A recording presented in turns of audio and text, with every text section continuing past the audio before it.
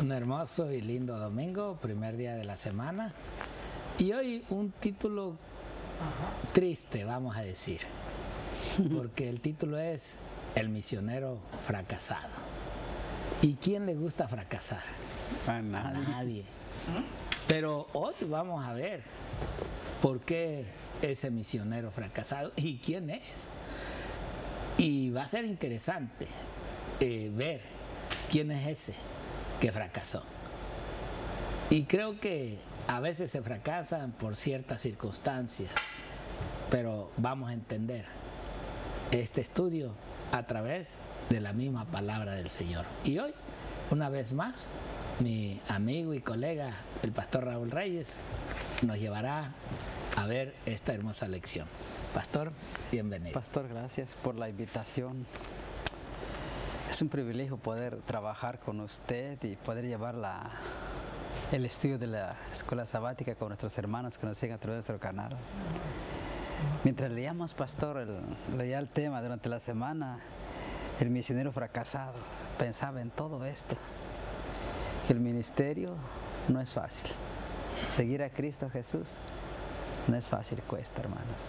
Pero pastor, muchas gracias otra vez por la invitación, por la calurosa bienvenida que me da. Pero ¿qué le parece, pastor? Vamos a orar. ¿Sí?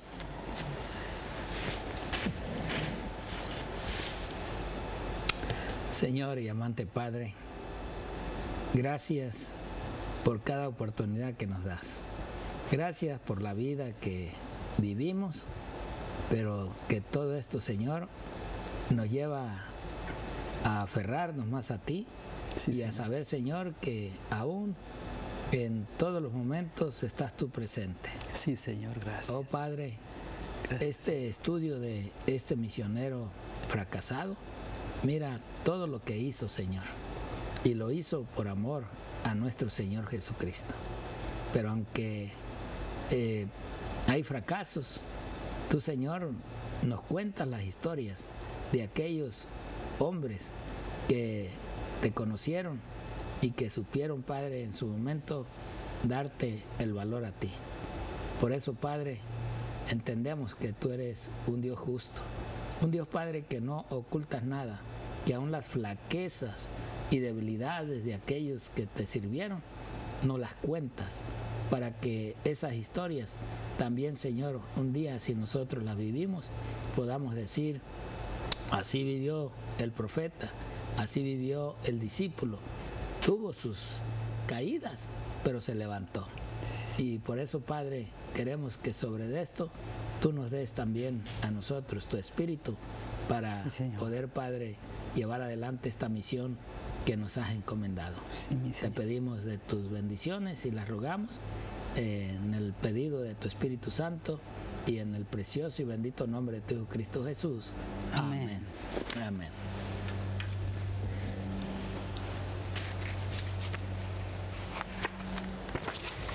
Bueno, pastor, interesante el misionero fracasado. ¿Cuántos de nosotros no hemos fracasado también, pastor? ¿Cuántos de los hermanos o hermanas que han sido llamados al ministerio, cuando llega la prueba, cuando llega el desánimo, uno se desanima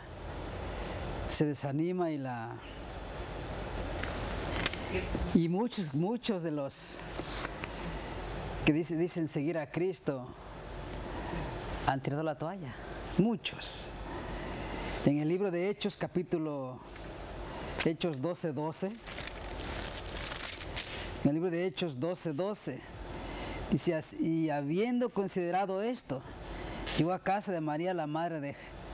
Hechos 12:12 dice: y habiendo considerado esto, llegó a casa de María, la madre de Juan, el que tenía por sobrenombre Marcos, donde muchos estaban reunidos. Pero en Hechos capítulo 13 del 1 al 5. Hechos 13 del 1 al 5 dice: había entonces en la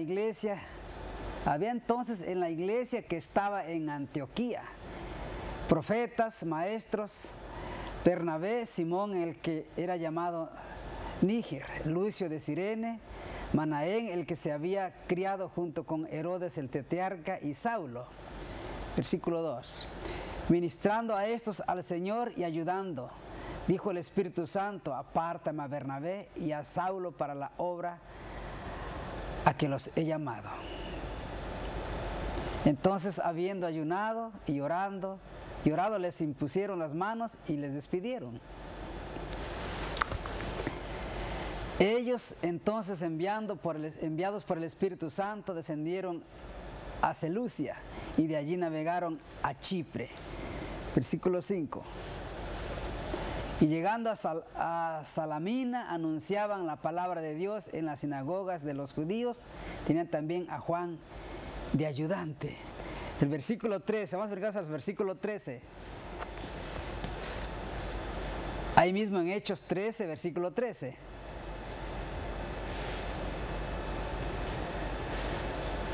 Dice: habiendo zarpado de Pafos, Pablo y sus compañeros arribaron a Perge de Pafilia, pero Juan, apartándose de ellos, volvió a Jerusalén.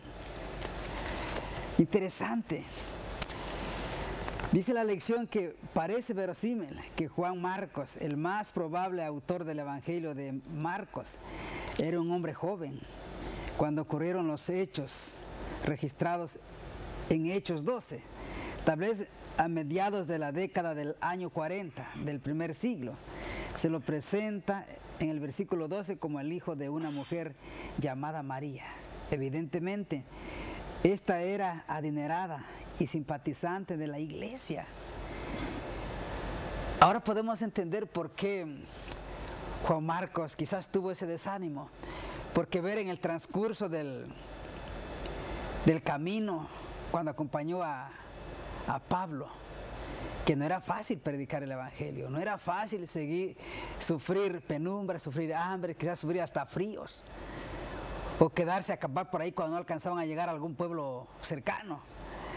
Dice que la madre dice que era simpatizante de la iglesia, y dice que fue anfitriona de la famosa reunión de la oración celebrada en su hogar, que registra Hechos 12. Tanto la historia de la huida de Pedro de la prisión y de los hechos que le siguieron, como la siguiente muerte de Herodes, están repletos de contraste asombroso y aún jocosos entre Pedro y el rey. Juan Marcos en realidad no juega ningún papel en la historia, pero la presentación que se hace de él en este punto es la preparación para su posterior conexión con Pablo y Bernabé. Pastor, ¿y cuántos de, como repetí hace rato, cuántos de nosotros a veces no nos hemos animado? Porque es difícil dejar la comodidad.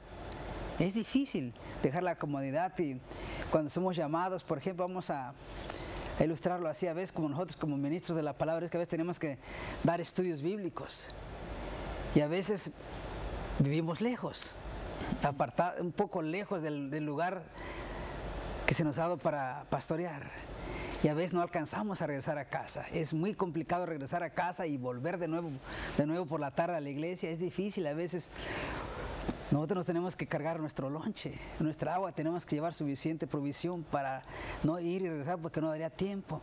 Y es difícil cuando vemos el desánimo, cuando vemos a veces o no encontramos la respuesta que pensamos encontrar en los hermanos, o a veces cuando se nos cae un estudio, cuando llegamos y de repente el hermano no nos abrió la puerta, o de repente cuando vemos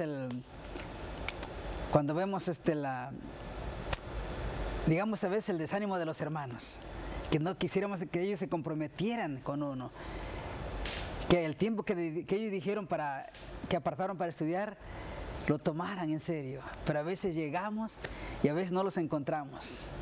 Bueno, pastor, yo creo que lo que nos cuenta esta relación del libro de Hechos sobre Juan, recordemos, aunque dice Juan, en ocasiones estas lecturas que tenemos, no es Juan el del Apocalipsis, no es Juan el amado, como ya lo leímos, es Juan, y de sobrenombre le decían Marcos, pero no Juan.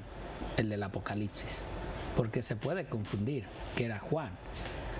Por lo tanto, en este fracaso de este discípulo, aunque él había escuchado a los discípulos del Señor en su casa, porque su madre era así, ahora dice que era una mujer adinerada.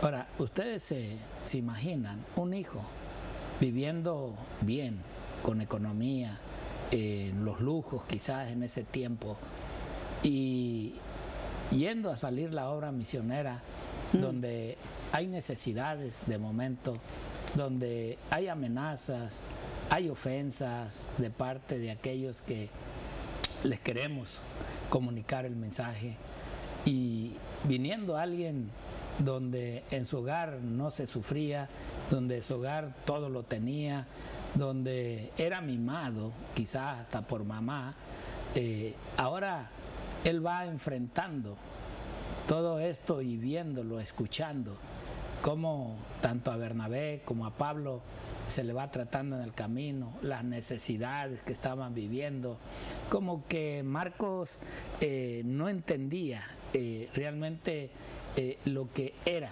en realidad el sufrir por Cristo, el poder llegar a los corazones de la gente a través de las necesidades que ellos iban a enfrentar.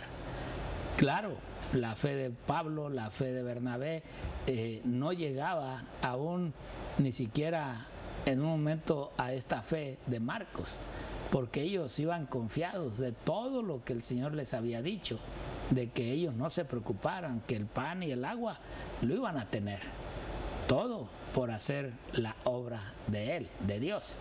Entonces, ¿cómo podemos entender o comprender este fracaso de Marcos, este desánimo de Marcos?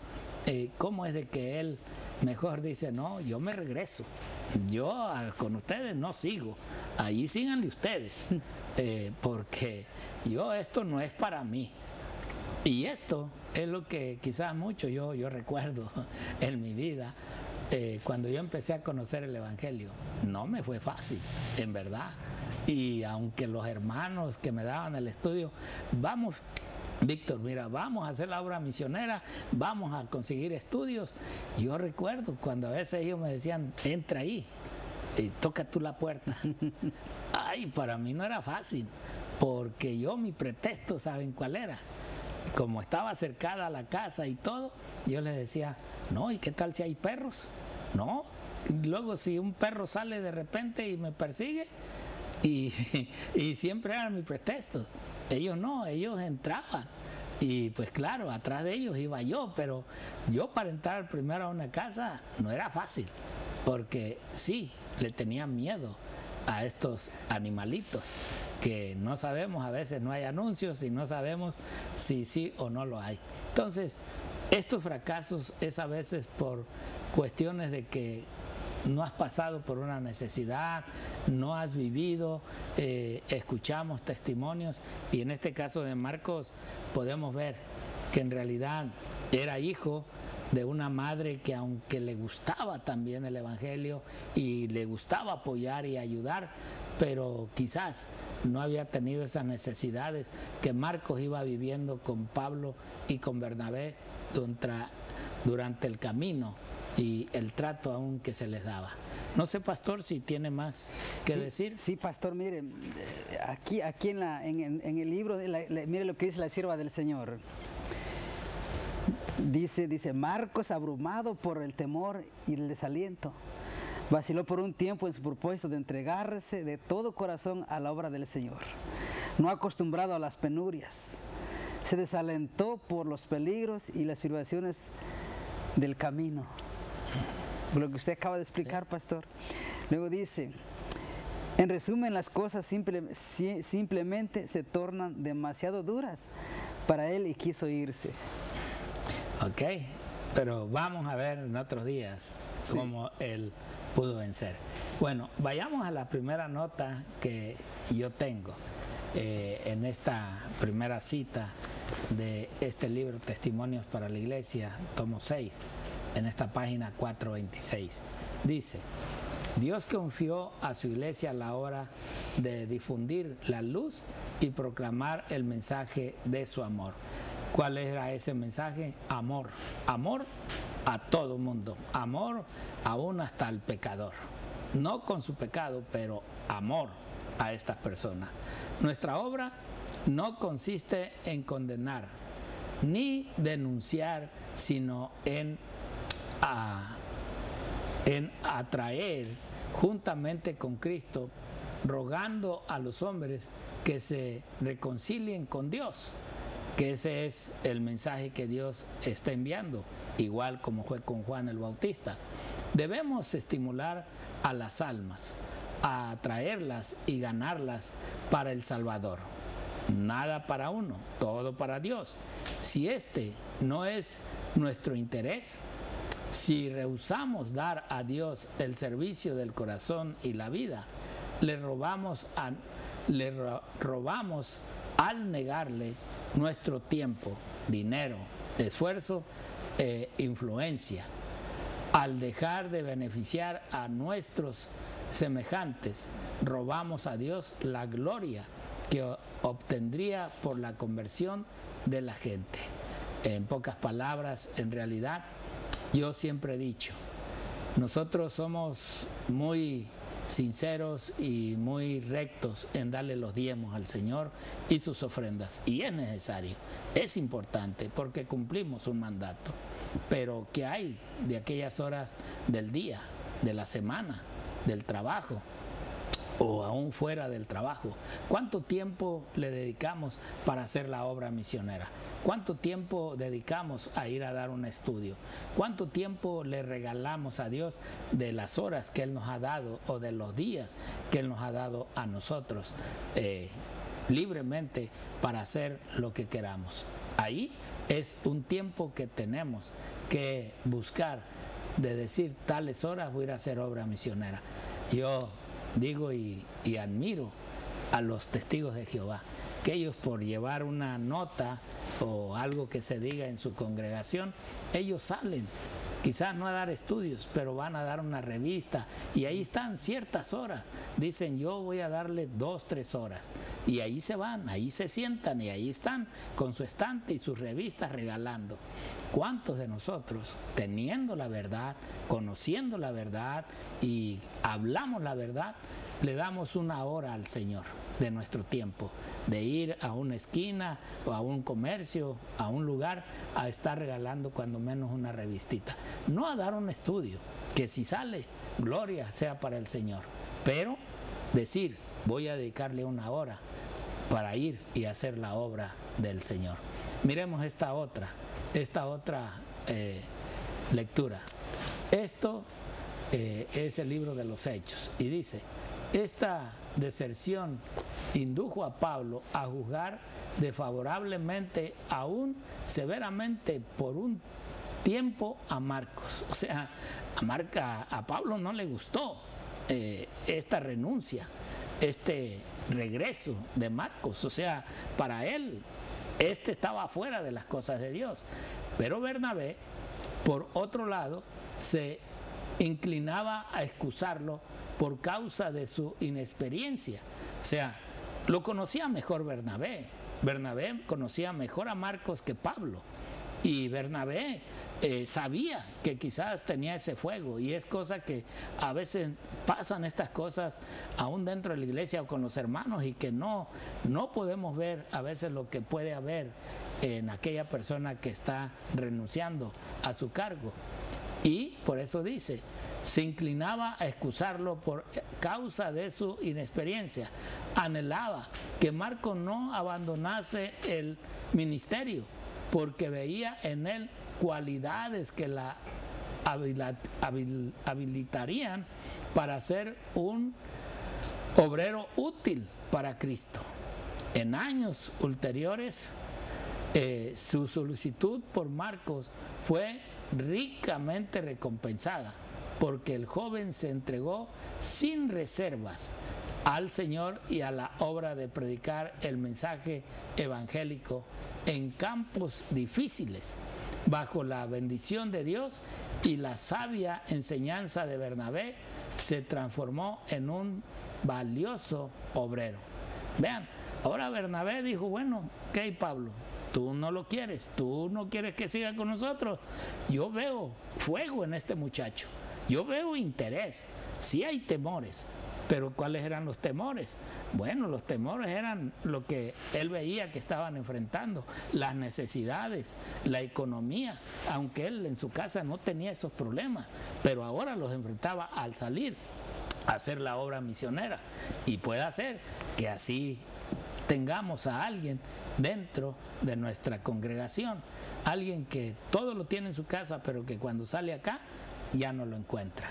Y puede haber desánimos, pero no actuemos a veces bruscamente, como podemos ver en el caso de Pablo, ¿no? De que dijo, este no es para nosotros, este no puede andar con nosotros.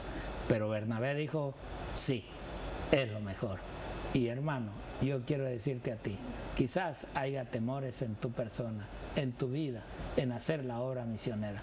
Pero mira, no hay más que confiar en Dios y creer que Dios obrará contigo. Y el que ha de hablar cuando tú tienes que hablar es el Espíritu Santo. Por eso no te atemorices y no tengas miedo a nadie, porque aquel que teme en realidad pues no está la fe total en su vida y en su mente y aún en su corazón. Dios te bendiga y el Señor te guarde. Amén.